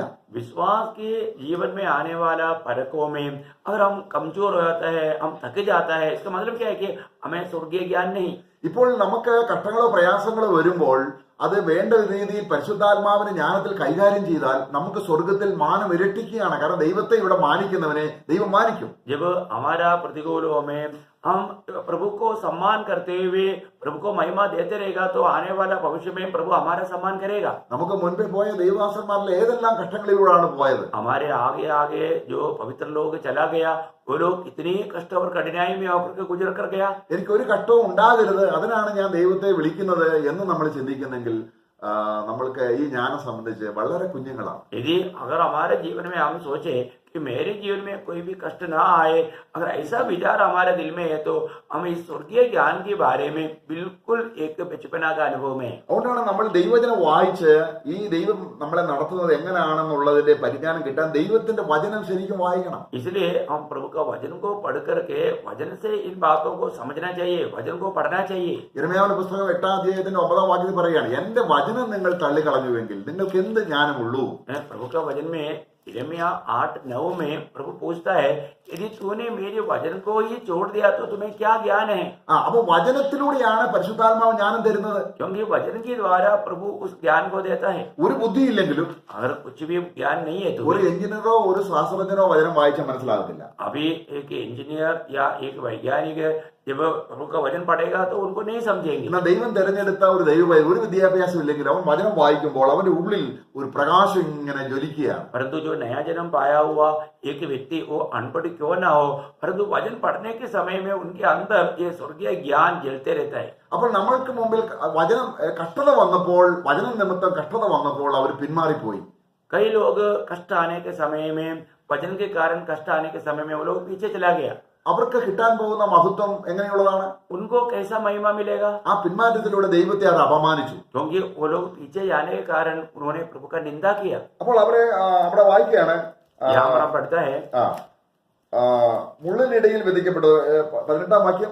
और जब उसी मरकुस का सुसमाचार 4 अध्याय का 18 वचन में, मरकुस 4 अध्याय का 18 वचन, जो झाड़ियों में बोए गए हाँ, वे ये है हाँ, जिन्होंने वचन सुना हाँ, और संसार की चिंता और धन का धोखा हाँ, और अन्य वस्तुओं का लोभ उनमें समाकर वचन को दबा देता നോക്കുക, है। അവർക്ക് വചനം കേട്ടോ. वो लोग जो झाड़ियों के बीच में गिरा हुआ बीज के बारे में बोलता है कि क्या वो लोगों ने वचन सुना? क्या വചനം കേട്ടു. वो लोग वचन सुना? പക്ഷെ നമ്മള് ആഹാരം കഴിച്ചിട്ട് ദഹിക്കാതെ പോകുന്നത് പോലെ ആ വചനത്തിന്റെ ആന്തരികമായ ജീവശക്തി ദഹിച്ച് നമ്മുടെ ആത്മാവിൽ ലയിക്കപ്പെടണം. जब हम भोजन खा करके वो हजम हो जाता है, हजम होने के बाद में हमें उसका सामर्थ्य मिलता है, उसी प्रकार वचन सुनने वाले लोग अपने जीवन में ला करके उसका फायदा लेना चाहिए। ഇസ്രായേൽ മക്കൾ മിസ്രൈമിൽ നിന്ന് വരുമ്പോൾ മരുഭൂമിയിൽ വെച്ച് യാത്ര ചെയ്തുള്ള മന്ന അവർക്ക് കൊടുത്തു. जब इसराइल के लोग मरुभूमि यात्रा में प्रभु ने उनको खाने के लिए मन्ना दिया, എന്നാൽ ഈ മന്ന എന്തുള്ളൂ എന്ന് പറഞ്ഞ് മന്നയെ തള്ളിക്കളഞ്ഞ് നിരസിച്ചതുകൊണ്ട് അഗ്നിസർപ്പങ്ങളെ അയച്ച് ദൈവം അവരെ കടിപ്പിച്ചു. जब ये मन्ना खा करके वो लोग अभी बोलता है कि ये मन्ना क्या है, ये तो कुछ भी नहीं, इस प्रकार कुड़कुड़ाने के कारण प्रभु ने सांपों को भेज करके उनको कटवाया। അപ്പോൾ വചനത്തിന് പുറത്തു പോയാൽ വചനം നമുക്ക് ആഹാരമായില്ലെങ്കിൽ പല ദോഷങ്ങളും നമുക്കുണ്ടാവും. यदि प्रभु का वचन के अगर हम बाहर जाए, वचन हमारा भोजन बन करके जीवन ना बिताए, तो हमें कई प्रकार का नुकसान रहेगा, നമ്മൾ കഴിക്കുന്നത് വിഷമാണ്. क्योंकि हम ऐसा समय में जो भी खाता है वो जहर है। ഇവിടെ നമ്മൾ വായിച്ചു, यहाँ पर हमने पढ़ा അത് ധനത്തിന്റെ വഞ്ചന, ये धन की लोभ മറ്റ് വിഷയമോഹങ്ങൾ ആഹാരമായിട്ട് നമ്മൾ സ്വീകരിച്ചു. और नाना प्रकार की धोखा की बातों को भोजन रूप में हमने स्वीकारा। അത് നമുക്ക് ഹെൽത്തിയായ ആരോഗ്യമായ അല്ല, നമ്മളെ ക്ഷീണിപ്പിക്കും, നമ്മളെ പാപത്തിലേക്ക് നയിക്കും. वो हमारा आत्मिक जीवन में हमें सामर्थ्य नहीं देगा, वो हमें पाप में ले जाएगा। എന്നാൽ വചനം കഴിച്ചാലോ परंतु वचन खाने से നമ്മളെ ഒരു ആന്തരികമായിട്ട് നമ്മൾ ശക്തിയുള്ളവരായിത്തീരും. हम वित्तीय मनुष्यत्व में बहुत सामर्थ्य पाएगा। നമ്മള് ഗായോസിനെ കുറിച്ച് വായിക്കുന്നുണ്ട്. ഗായോസ്, നീ നിന്റെ ദേഹി, നിന്റെ പ്രാണൻ സകലത്തിലും സൗഖ്യമായിരിക്കുന്നത് പോലെ നീ എല്ലാത്തിലും സുഖമായിരിക്കും. കാരണം ഒരു ആരോഗ്യകരമായ ഒരു ദേഹി അതിനെ ഉണ്ടായി. കാരണം ഇദ്ദേഹവും ഗായോസ് നേരത്തെ വായിച്ചതുപോലെ, നമ്മൾ ചിന്തിച്ചതുപോലെ ഒരു പാപിയായ മനുഷ്യനായിരുന്നു. गायोस का जीवन के बारे में ऐसे लिखा है कि वे वचन को स्वीकार करके आत्मिक मनुष्य में सामर्थ पा करके जीवन बिताते थे, परंतु वो अगले साधारण लोगों के जैसा एक पापी थे। എന്നാൽ നമ്മൾ ഈ വചനത്തെ യഥാർത്ഥമായിട്ട് നമ്മൾ ഭക്ഷിക്കുകയാണെങ്കിൽ, अगर हम इस वचन को सही रीति में खाए तो നമുക്ക് സ്വർഗീയ കാര്യങ്ങൾ നല്ല രുചിയായിട്ടും അനുഭവപ്പെടും. हमें स्वर्गीय बातें बहुत अच्छा रीति में अनुभव होंगे, എന്നാൽ ഭൗമിക വിഷയങ്ങൾ നമുക്ക് കയ്പായിട്ട് അനുഭവപ്പെടും. और ये दुनिया की बातें हमें बहुत कटुआ लगेंगी। നമുക്ക് വായിക്കാം വെളിപ്പാട് പുസ്തകം 10-ാം അധ്യായം, जब हम पढ़ेंगे प्रकाशित वाक्य 10वां अध्याय, അതിന്റെ 9-ാം വാക്യത്തിൽ വായിക്കുകയാണ്. उसका 9 वचन में ओके। प्रकाशित वाक्य 10 अध्याय का 8 से पढ़ेंगे। ആഴ്ചപ്പെടും. जिस शब्दों को मैंने स्वर से बोलते हुए सुना था वह फिर मेरे साथ बातें करने लगा। जा, जो स्वर्गदूत समुद्र और पृथ्वी पर खड़ा है उसके हाथ में की खुली हुई पुस्तक ले ले। मैंने स्वर्गदूत के पास जाकर कहा, यह छोटी पुस्तक मुझे दे। उसने मुझसे कहा, ले इसे खा ले, यह तेरा पेट कड़वा तो करेगी परंतु तेरे मुंह में मधु सी मीठी लगेगी। അപ്പൊ ഈ ചുരുൾ തിന്നാൽ എന്ത് സംഭവിക്കും? രണ്ട് കാര്യമാണെന്ന്. अभी यहाँ पर इस पत्र को लेकर के खाएगा तो वहां पर 2 अनुभव है। നമുക്കറിയാം, ഈ വായിക്ക് മധുരം എന്ന് പറയുന്നത് നമ്മുടെ ഹൃദയം വാസ്തവത്തിൽ സ്വർഗീയമായ കാര്യങ്ങൾ സന്തോഷിക്കുന്നതിനെയാണ്. ലോകത്തിന്റെ കാര്യങ്ങൾ കയ്പായിട്ട് തീരുന്നത് വചനം നല്ലതുപോലെ ആസ്വദിക്കുന്നത് കൊണ്ടാണ്. मुंह मीठा पहनने का अर्थ क्या है कि हम लोग मतलब जो वचन को अच्छी रीति में आस्वादन करने वालों के लिए मतलब वो मीठा है, और जो कड़वा का अनुभव क्या है, वचन का अनुभव आने के समय में हमारे जीवन में आने वाला अनुभव है। എന്നാൽ ലോകത്തിന്റെ സാഹിത്യം, ഇപ്പൊ ഒരു സിനിമ ഒരു സ്ക്രിപ്റ്റ് എഴുതി അതിനകത്ത് അടങ്ങിയിരിക്കുന്ന മെസ്സേജ് ഒരാൾ ഉൾക്കൊള്ളുമ്പോൾ എന്താ സംഭവിക്കുന്നത്? അവന്റെ വയറ്റിന് നല്ല സന്തോഷമാണ്, വായിക്ക് കയ്പാണ്. കാരണം അവന് സ്വർഗീയ കാര്യങ്ങൾ ഒന്നും ആസ്വദിക്കാൻ പറ്റത്തില്ല. ഈ ഭൂമിയിലെ താൽക്കാലിക സന്തോഷത്തിൽ അവൻ അങ്ങനെ ഭയങ്കരമായിട്ട് സന്തോഷിക്കും. ये दुनिया के व्यक्ति एक सिनेमा देखने के समय में उनकी पेट में उनको अच्छा सा लगेगा, परंतु उनके मुंह में वो बहुत कड़वा लगेगा। ക്രേത്തരെ കുറിച്ച് പൗലോസ് പറയുകയാണ്, क्रेतर के बारे में, क्रेती लोगों के बारे में पौलुस कहता है അവര് പെരുവയറന്മാരാണ്. वो बड़ा पेड़ वाला लोग है। അവർ ഭൗമിക വിഷയമാണ് അവർക്ക് സന്തോഷം. उनके लिए उस दुनिया की बातें, पेड़ की बातें उनको आनंद देता है। അവർ ആത്മീയമായി ഹെൽത്തിയായി ആരോഗ്യമുള്ളവരാകണം. उस आत्मिक विषय में वे लोग सामर्थ्यवान बनना चाहिए। അതിന് നീ അവിടെ പാർക്കണം, इसलिए तुम वहां पर रहना, നീ അവർക്ക് വചനം കൊടുക്കണം. उनको वचन देना। വചനം അവർ തിന്നുമ്പോൾ जब वचन उन लोग पाएंगे, കാലേബും യോശുവയ്ക്കും പറഞ്ഞതുപോലെ, കർത്താവേ, ഈ മന്ന ഇത്ര രുചിയുണ്ടെങ്കിൽ ഞങ്ങൾ കനാൻ ദേശത്ത് ചെല്ലുമ്പോൾ ആ ദേശത്തിലെ അനുഭവം എത്ര ശ്രേഷ്ഠമാണ്. जैसे कालेब और योशुआ ने कहा कि हे प्रभु, ये मन्ना इस मरुभूमि में इतना अगर रुचि है, इतना अच्छा है, तो कनान देश का भोजन कितना अधिक रहेगा. കാരണം വരാനുള്ള രാജ്യത്തിന്റെ ശക്തിയും രുചിയും ഈ മന്നയിലുണ്ട്. क्योंकि आने वाला उस राज्य का मतलब उसका रुचि, उसका अनुभव के मन्ना में है. കനാൻ ദേശത്തിന്റേതായ ആ ഒരു ആ ടേസ്റ്റ് ആണ് മന്നയ്ക്കുള്ളത്. क्योंकि कनान देश में जो पदार्थ, जो भोजन मिलने वाला है, उसी का ही टेस्ट ये मन्ना में है. അങ്ങനെ തന്നെയാണ് ഇപ്പോൾ ഈ തിരുവചനം. इसी प्रकार ही आज पवित्र लोगों के लिए ये प्रभु का वचन है. നമ്മൾ എബ്രായ ലേഖനം 6 അധ്യായം വായിക്കുകയാണ്. जब इब्रानियों का पत्री 6वां अध्याय जब हम पढ़ता है, അതിന്റെ 5 മുതലുള്ള വാക്യങ്ങൾ, 6ന്റെ 5 उसका 5 वचन अंजा वाक्य पढ़ेंगे. मात्र वाइचा इब्रानियों का पत्री 6 अध्याय का 5 वचन पढ़ेंगे. और परमेश्वर के उत्तम वचन का और आने वाले युग की सामर्थ का स्वाद चख चुके हैं. ഓക്കെ. അപ്പൊ നമുക്ക് ഇന്ന് ആ നാവിന് എത്ര രുചിയാണ്. आज हमें इस प्रभु का वचन हमारे जीव के लिए इतना टेस्टी है. അപ്പോൾ അത് വയറിന് കയ്പാണ്. കാരണം ലോകത്തിന്റെ കാര്യങ്ങൾക്ക് അവന് താല്പര്യമില്ല. परंतु वो पेट के लिए कड़वा का अनुभव है, क्योंकि दुनिया की बातों में उनको थोड़ा भी रुचि नहीं. നമ്മൾ നേരത്തെ ഇതിന് വിരുദ്ധമായി ജീവിച്ചവരാണ്. पहले हम इसके खिलाफ जीवन बिताते थे. കാരണം ദൈവം നമ്മളെ മാനിച്ച് ദൈവത്തിൻ്റെതായ വഴിയിലൂടെ കൊണ്ടുവന്നപ്പോൾ ഒരു ആരോഗ്യപരമായ ഒരു ദേഹി നമുക്ക് ഉളവാകുവാൻ, യേശുവിന്റെ രൂപത്തോട് അനുരൂപമാകുന്ന യേശു നടന്നത് എങ്ങനെയാണ്, യേശു നടന്ന അതുപോലെ നടക്കുവാൻ ഈ തിരുവചനം, വരാനുള്ള രാജ്യത്തിന്റെ ശക്തി ഈ വചനത്തിലുണ്ട്. प्रभु ने हमें यहाँ पर जब नया जन्म दे करके प्रभु के पास लेकर आया, और प्रभु हमें रोज हमें खाने के लिए ये वचन देता है. उसमें हमें एक संतुष्टि के जीवन, एक पुष्टि के जीवन बिताने के लिए सामर्थ्य ये वचन में है. പക്ഷെ വചനത്തിന്റെ ഈ ആന്തരിക രുചി വേണ്ട, ലോകം മതി എന്ന് പറഞ്ഞ് വചനം അന്വേഷിക്കുന്നവരുണ്ട്. परंतु इस वचन का, उसका भीतरी का जो स्वाद ना चखते हुए, सिर्फ मुझे मानो वचन ऊपर से चाहिए परंतु दुनिया चाहिए, ऐसा खाने वाले लोग भी है. 2 തെസ്സലോനിക്കർ 2:10 വായിച്ചേട്ടെ. दूसरा तेस्सलोनिकियों 2 अध्याय का 10 वचन पढ़ेंगे. दूसरा तेस्सलोनिकियों 2 अध्याय उसका 10 वचन. और नाश होने वालों के लिए अधर्म के सब प्रकार के धोखे के साथ होगा, क्योंकि उन्होंने सत्य से प्रेम नहीं किया जिससे उनका उद्धार होता. വചനം വായിക്കുന്നുണ്ട്, പക്ഷെ വചനത്തിന്റെ ആസ്വാദനമില്ല. उन लोग वचन पढ़ते हैं परंतु उसका स्वाद नहीं अनुभव करते. പേരിൽ ക്രിസ്ത്യാനിയാണ്, उनका नाम के लिए वो क्रिस्ती है. പക്ഷെ അവിടെ നമ്മൾ ക്രേത്തരെ കുറിച്ച് വായിക്കുമ്പോൾ പൗലോസ് അവർ ദൈവത്തെ അറിയുന്നു എന്ന് പറയുന്നെങ്കിലും और उन क्रेतियों का बारे में हम देखते हैं कि वे लोग प्रभु को जानते हैं करके वो कहता है, പക്ഷേ പ്രവൃത്തിയാൽ ദൈവത്തെ അപമാനിക്കും. परंतु कामों के द्वारा प्रभु का निंदा करते हैं. നമ്മൾ എത്രയോ പ്രാവശ്യം കർത്താവിനെ ആ വചനം പാലിക്കാത്തത് കൊണ്ട് അപമാനിച്ചിട്ടുണ്ട്. प्रियो, हम कितनी बार प्रभु का वचन को ना मानने के कारण प्रभु का निंदा किया है. പക്ഷെ നമ്മളെ ദൈവം അങ്ങനെ കൈവിടുന്നില്ല. तो भी प्रभु हमें कभी हाथ नहीं छोड़ता. കർത്താവ് നമ്മളെ അത് മനസ്സിലാക്കി തരുന്നു. प्रभु हमें उसको समझाता है, നമ്മളെ അത് ഗ്രഹിപ്പിക്കുന്നു. हमें उसको समझाता है. അപ്പൊ നമുക്ക് ഭയങ്കര ദുഃഖം ഉണ്ടാകും. उस समय में हमको बहुत दुख होता है, കർത്താവേ, ഞാൻ അങ്ങനെ ചെയ്തു പോയല്ലോ, प्रभु मैंने ऐसा किया. എന്നെ സ്നേഹിച്ച് ശിരസ് വണക്കി നിന്ന് ഏറ്റ് പരിഹസിക്കപ്പെട്ട കർത്താവിനെ ഞാൻ അപമാനിച്ചല്ലോ. मेरे लिए मेरा सारे निंदा, मेरा कष्ट सब उड़ाया हुआ प्रभु को मैंने निंदा किया बोल करके अपने आप को प्रभु को गुस्से में नम्र करके सिर झुकाते. അവൻ ആത്മീയ ദൈവഹിതപ്രകാരം അവന്റെ ഹൃദയത്തിൽ ദുഃഖം വരുന്നു. वो प्रभु की इच्छा के अनुसार उनका दिल में दुख उत्पन्न होता है. ആ ദുഃഖം എന്ത് ചെയ്യുന്നു? നമ്മളെ വളരെയധികം സഹായിക്കും. वो दुख हमारे जीवन में मनफिरावट में लेकर जाकर के बहुत बड़ा मदद करता है.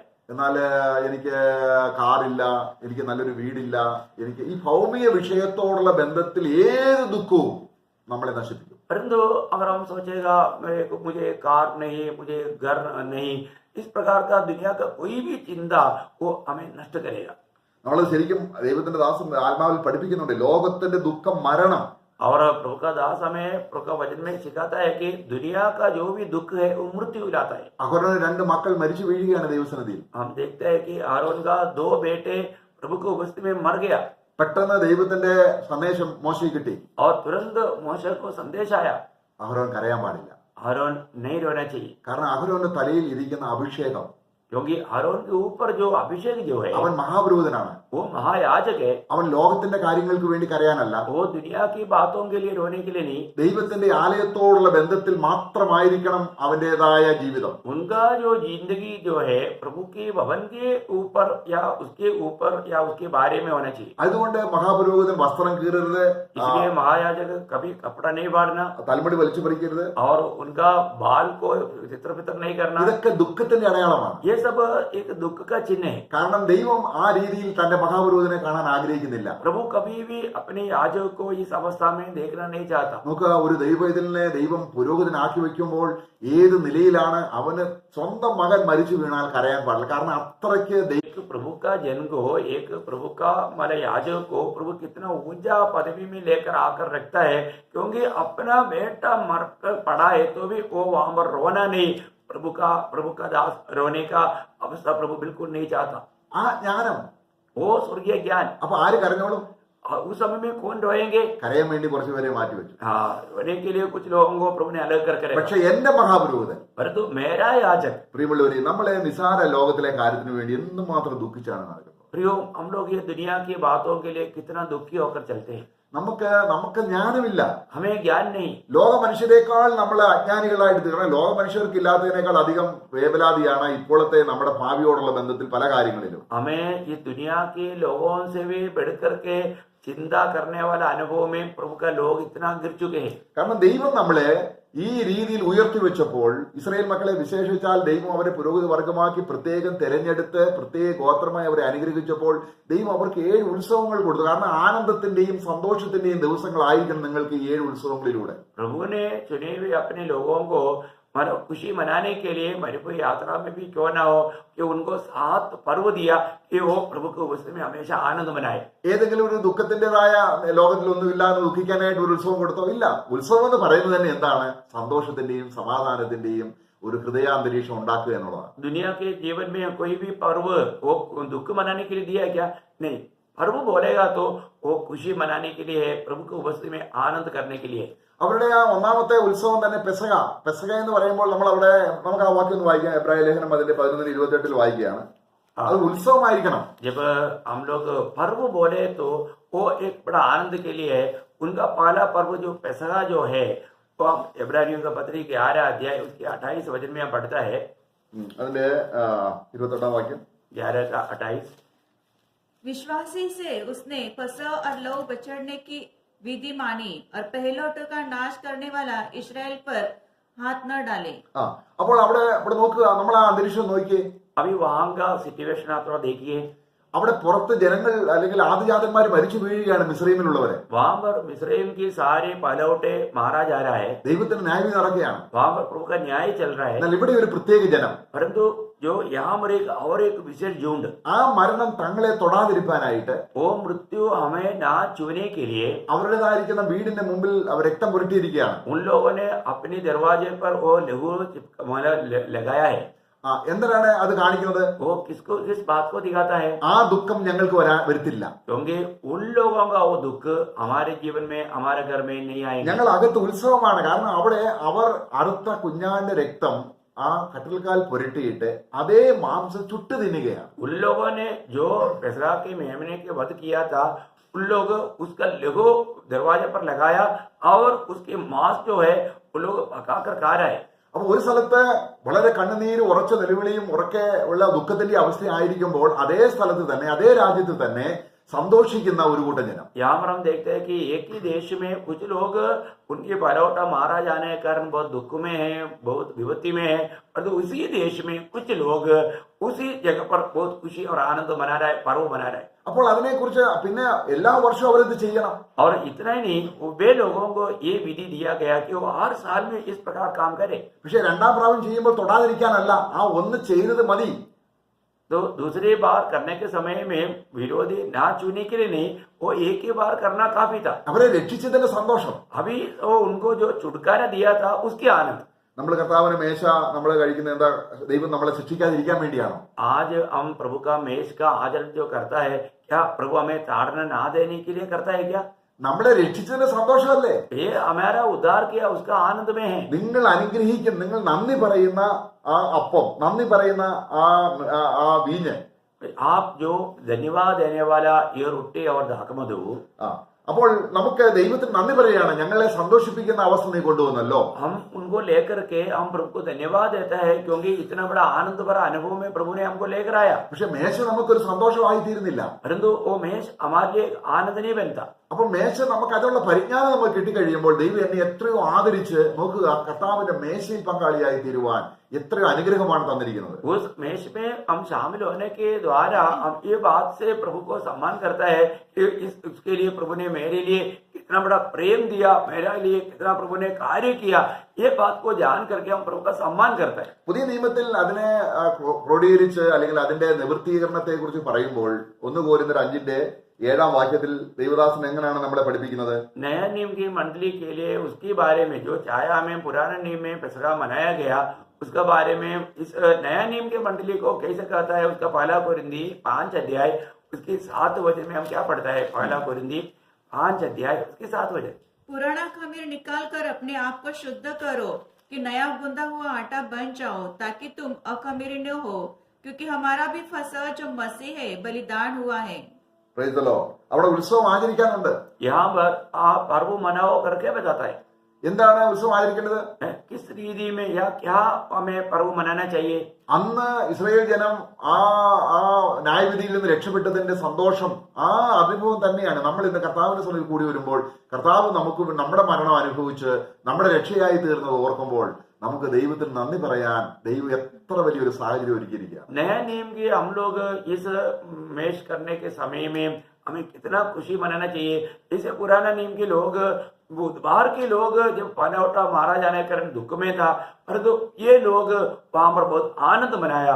उसी प्रकार हमारे ऊपर से प्रभु ने क्रोध को हटा दिया, वो बात को याद करके हम आनंद मनाने के लिए हमें एक पेसका का आचरण करना है। നമ്മളെ ഒരു പുരോഹിതനായി ദൈവം ഉയർത്തി വെച്ച് നമ്മളെ അനുഗ്രഹിച്ചപ്പോൾ ദൈവകോപം വരാതിരിക്കത്തക്കവണ്ണമാണ് ദൈവം നമ്മളെ പ്രൊട്ടക്ട് ചെയ്യാണ്. ക്രിസ്തുവിലാണ് നമ്മളെ ആക്കി വെച്ചിരിക്കുന്നത്. प्रभु ने हमें इतना महान पदवी में, एक याजकपन का पदवी में क्यों लाया है कि हमारे ऊपर न्याय ना होते हुए एक बड़ा पदवी देकर प्रभु ने हमें सम्मान किया है। നമ്മൾ 1 തെസ്സലോനിക്കർ അതിന്റെ 1:10 എന്താ വായിക്കുന്നത്? 1 തെസ്സലോനിക്കയോ 1 अध्याय का 10 में हम क्या पढ़ता है? 1 तेसलोनिकियों 1 अध्याय उसका 10 और उसके पुत्र के स्वर्ग से आने की बाट जोते रहो, जिसे उसने मरे हुए में से जिलाया, अर्थात यीशु की, जो हमें आने वाले प्रकोप से बचाता है। ദൈവകോപം വരാൻ കാത്തിരിക്കുന്നവരല്ല നമ്മൾ. हम लोग प्रभु का क्रोध आने के इंतजार में नहीं, പിന്നെ എന്താണ്? फिर क्या है? ദൈവത്തിന്റെ പുത്രൻ വരുന്നത് കാത്തിരിക്കുന്നവരാണ്. हम उस हमारा परमेश्वर का, मानव पिता परमेश्वर का पुत्र आने की हम बाट जो रहे। ഏത് പ്രതികൂല സാഹചര്യത്തിലും കർത്താവ് വരുന്നത് കാത്തിരിക്കുന്നത് ദൈവത്തെ കാരണം തന്റെ വചനത്തെ മാനിക്കുക. എന്റെ ദൈവം പറഞ്ഞതാണ് സത്യം, അല്ലാതെ ലോകത്തിന്റെ കാര്യമല്ല, എന്റെ ഹൃദയത്തിൽ വരുന്ന കാര്യമല്ല. ദൈവത്തിന്റെ വചനം എന്ത് പറയുന്നു അത് സത്യമാണെന്ന് പറഞ്ഞ് ദൈവവചനം ഗ്രഹിച്ച് ദൈവത്തിനെ മഹത്വപ്പെടുത്തുമ്പോൾ എത്ര അനുഗ്രഹമാണ്. നമ്മൾ എത്ര നല്ല പുരോഹിതന്മാരായിട്ടാണ് ദൈവം കാണുന്നത്. कितना भी प्रतिकूल में भी क्यों ना हो, कितना भी कैसा भी बात में क्यों ना हो, परंतु प्रभु का वचन को मान करके, वचन में बना रह करके, मेरा प्रभु मेरे लिए आएगा, मेरा प्रभु इन सारे बातों पर मुझे विजय देगा, इस आशा के साथ प्रभु के बाट जो होने वाला अनुभव, ये कितना धन्य अनुभव है। നമ്മളിങ്ങനെയൊക്കെ ആണെങ്കിലും സാത്താൻ പലപ്പോഴും നമ്മളെ പരീക്ഷിച്ച് നമ്മളെ നിരാശയിൽ കൊണ്ടുപോകും. കാരണം ദൈവം നിന്നെ ശിക്ഷിക്കും, നിന്നെ അങ്ങനെ ചെയ്യും, ഇങ്ങനെ ചെയ്യും. നമ്മൾ നോക്കിയേ, ശരിക്കും നമ്മൾ വെളിപ്പാട് പുസ്തകം 12 അധ്യായത്തിൽ കർത്താവ് ചിന്തിയ രക്തത്തിൽ ദൈവം എന്നെ രക്ഷിച്ചു, എന്നെ ശിക്ഷിക്കത്തില്ല, സാത്താന്റെ എല്ലാ അപവാദത്തിൽ നിന്നും പൂർണ്ണമായും വിജയം പ്രാപിച്ച ഒരു കൂട്ടം ജനമാണ് ഈ പുരോഹിതന്മാർ. हमें ये बात को जानना है कि विरोधी शैतान हमें किसी भी निराश करने के लिए, दुखी करने के लिए, हराने के लिए कोशिश करेगा। परंतु हमें मालूम है, जब हम प्रकाशित वाक्य 12 अध्याय में हम देखते हैं कि प्रभु यीशु मसीह के लोगों के द्वारा प्रभु ने हमें विजय दिया है, परंतु वो हमें दुखी कराने के लिए प्रयास में रहेगा। സാത്താൻ എപ്പോഴും കഴിക്കുന്ന ആഹാരം നിരാശയുടെ ആഹാരമാണ്. जब शैतान जो हमेशा खाता है वो निराश की भोजन खाता है। അവൻ പിടിക്കപ്പെടുമെന്നും അവനെ തള്ളപ്പെടുമെന്നും തീക്കാതെ വീഴുമെന്നും ശരിക്കറിയാം. वो ये जानता है कि मैं पकड़ा जाएगा, मैं बांधा जाएगा, मैं आग में डाला जाएगा, ये सब उसको मालूम है। തന്റെ പദ്ധതികളെല്ലാം പൊളിഞ്ഞുപോയി. उनका सारा योजना टूट गया। പക്ഷെങ്കിൽ ആ തീക്കിലേക്ക് എറിയുന്നതിന് മുൻപ് ദൈവജനത്തിന് പ്രത്യാശയും സന്തോഷം കളയാൻ വേണ്ടി അവരുടെ ഹൃദയത്തിലേക്ക് ഈ സാത്താൻ ഈ ആഹാരം കൊടുക്കും. परंतु उनको उस आग में डालने से पहले ऐसे भी परमेश्वर के लोगों का खुशी को बुझाने के लिए उनके अंदर ये निराशा का कुछ बीज वो डालने की प्रयास करते हैं। ദൈവം നമ്മളെ വിളിച്ചത് സാത്താന്റെ ആഹാരം തിന്ന് ജീവിച്ച നമ്മളെ, സ്വർഗത്തിലെ മന്ന. യിരെമ്യാവ് പറയാണ്, ഞാൻ നിന്റെ വചനം കണ്ടെത്തി ഭക്ഷിച്ചു, എന്റെ ഹൃദയത്തിന് അത് ആനന്ദവും സന്തോഷവുമാണ്. जब प्रभु ने हमें उस प्रकार शैतान का भोजन खा करके जीने वाला लोगों को हमें क्यों बचाया, हम प्रभु का उस जीवन का रोटी खाकर, इसे यिर्मयाह 15:16 में यिर्मयाह कहता है, मैंने तेरे वचन को पाकर खा लिया, वो मेरा हृदय के लिए बहुत हर्ष और आनंद का कारण बना. വചനം ഭക്ഷിച്ച് സന്തോഷിക്കുന്നെങ്കിൽ ദൈവത്തെ മഹത്വപ്പെടുത്തുക. കാരണം ഒരു ഭിക്ഷക്കാരന് നമ്മൾ ആഹാരം കൊടുത്തത്, ഈ ആഹാരം തിന്ന് അദ്ദേഹം സന്തോഷിക്കുന്ന കാണുമ്പോൾ ആ കൊടുത്ത വ്യക്തിക്ക് എന്ത് സംതൃപ്തിയാണ്. जब हम वचन को पा करके जब आनंद मनाता है तो, और आप सोचिए कि याजक को अगर हम भोजन देता है, वो भोजन खाते खाते बहुत खुशी मनाता है, तो वो देने वाले व्यक्ति को कितना आनंद होता है. ദരിദ്രരായ हम कंगाल लोग, നമ്മൾ ഈ ഭൂമിയിലേക്ക് വെറും ലോകം നശിച്ച ആഹാരം നിന്ന് ജീവിച്ചവർ, हम इतना खतरनाक या मतलब नाशमान भोजन खाकर जीने वाले लोग थे.